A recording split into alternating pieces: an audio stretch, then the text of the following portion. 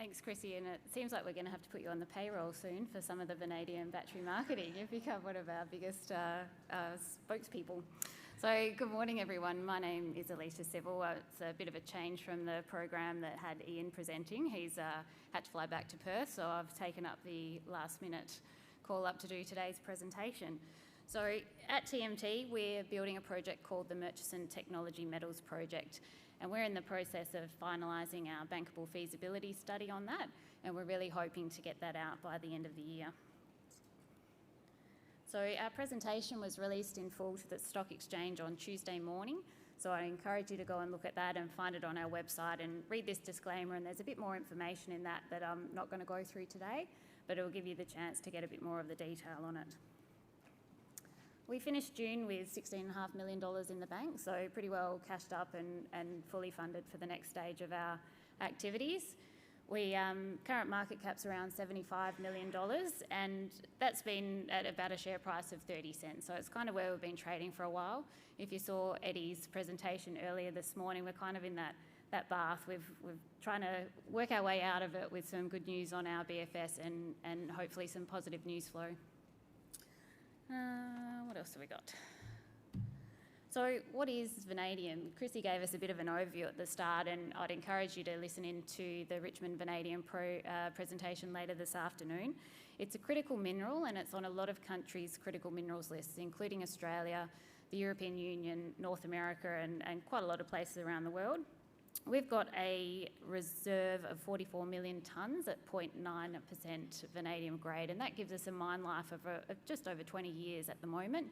Australia as a country hosts about 18% of global resources of vanadium, and we don't currently have any mines in production. So it's a really great opportunity for us as a country to harness these great resources and the potential that it can deliver in the battery space. The federal government recently updated its critical minerals strategy to focus on aligning the country to maximise our opportunities in this downstream space, particularly in relation with the batteries and vanadium. It's an area where we potentially didn't capitalise it enough on the lithium front, and a lot of that downstream value has moved offshore, but we've got a great opportunity in Australia to really take the product all the way through to the battery application. Where we are at just south of Meekatharra, we've got a really good access to infrastructure, including some really clean natural gas off the northwest shelf and the Perth Basin, as well as some good road infrastructure that positions us well in our journey towards development. And that's really important for us as well from an ESG point of view, that we're able to co-locate that really advanced processing. So what we're going to produce is around 12 to 14,000 tonnes per annum of 99% pure vanadium pentoxide, and that's the volume that we'll be transporting through to the ports of Geraldton, of Fremantle, to export it out or potentially use it down in Kwinana. We're working hard on our traditional owner engagement, and I'll talk a bit more about that later. And it's been a really key part of what we're doing in Western Australia with some of the challenges we've had around Aboriginal Cultural Heritage Acts. So this is the map that shows the project's location in Western Australia. The blue lines are the existing gas pipeline infrastructure, with a little dashed line coming up to the yellow and green stars there being a proposed gas pipeline that we're working through with APA. As I mentioned, we've got a large high-grade resource. It's one of the best undeveloped vanadium resources in the world. And what we have is a really shallow, fresh ore body that's got low oxidisation, and that's what our test work has shown, that fresh rock really recovers the vanadium much more effectively than more oxide ores. So we're using a conventional flow sheet, so no new technology, which the bankers really like, and that gives us a great ability to recover a high-purity product. Along with the vanadium, we've also got a byproduct out of our southern tenement at Yarrabubba, and that byproduct is ilmenite. It's a much more established market for ilmenite, and it's something that adds a bit of value to our project. And rather than coming in as a revenue line, that the money we receive from selling the ilmenite actually reduces the C1 cost on our vanadium as a byproduct. Interestingly, we did receive earlier this year financial backing from the Danish Export Credit Agency, and you go, well, why are the Danish interested in you in Western Australia? One of our key major equipment suppliers is FLSmidth, and they're a Danish company, and so we plan to purchase all of our major equipment from FLSmidth, including the kiln, which is a key part of our flow sheet. And to support that arrangement and to support their Danish company in FL Schmidt, the Export Credit Agency of Denmark has given us a letter of support of up to $150 million to finance that equipment. So it's a really positive development. So the vanadium's historically had a very strong use in steel. So it makes steel stronger and lighter, and it means that you can use less of it. So in applications like rebar for construction of buildings, your building ends up with a lower carbon footprint if you add more vanadium because you've got less steel in it. But certainly the emerging application that we're seeing for vanadium is in the battery space. And as Chrissy mentioned, this technology was invented in New South Wales at the University of New South Wales in the 1980s.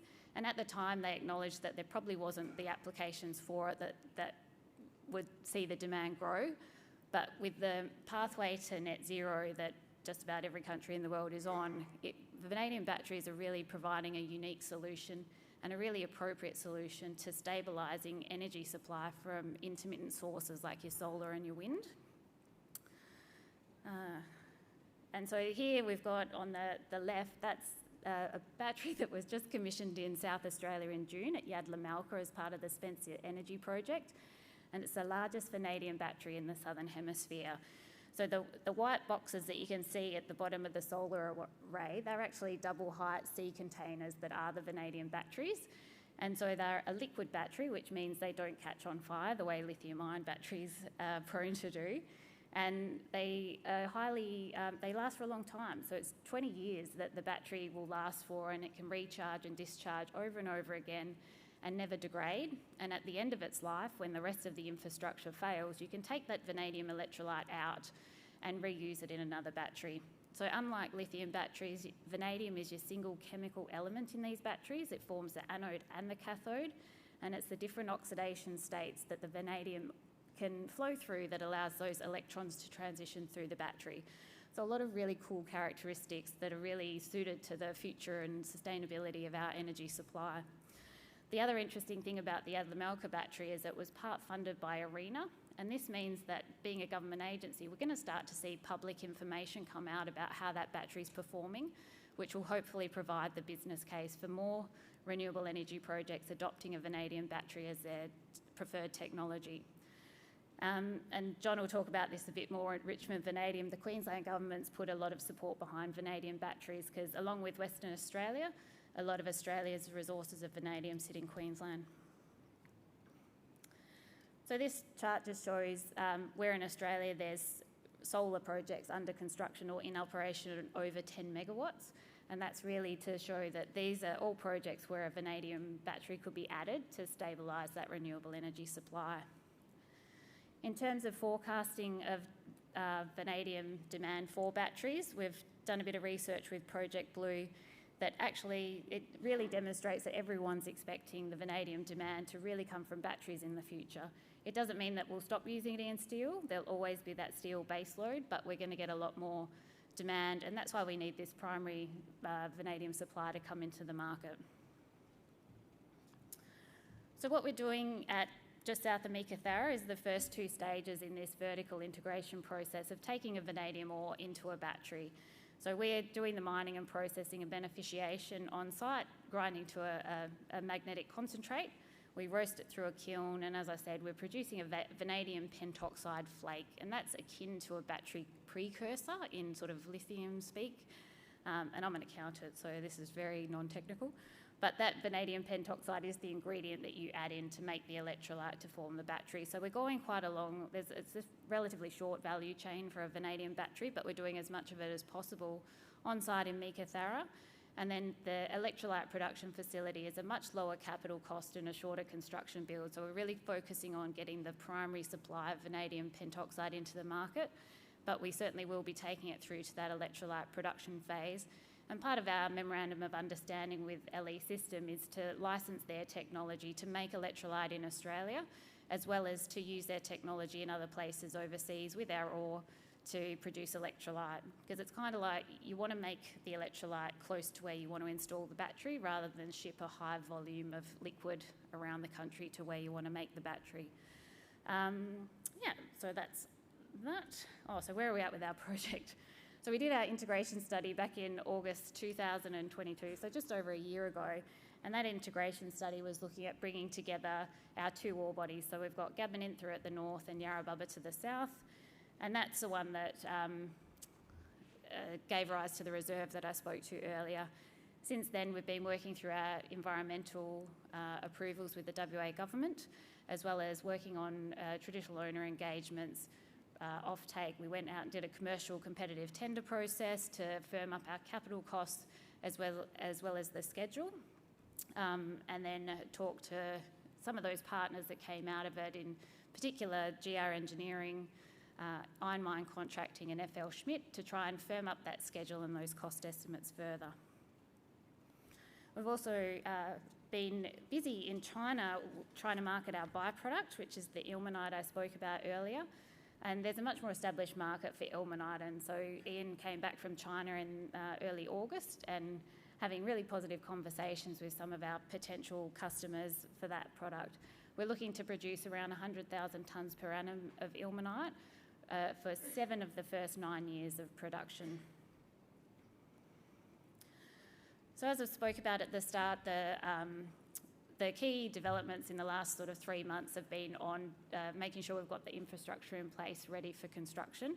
APA are working on the gas pipeline, and they've recently completed the Northern Goldfields Interconnect pipeline, which takes gas from the main Dampier to Bunbury gas pipeline across to Leinster.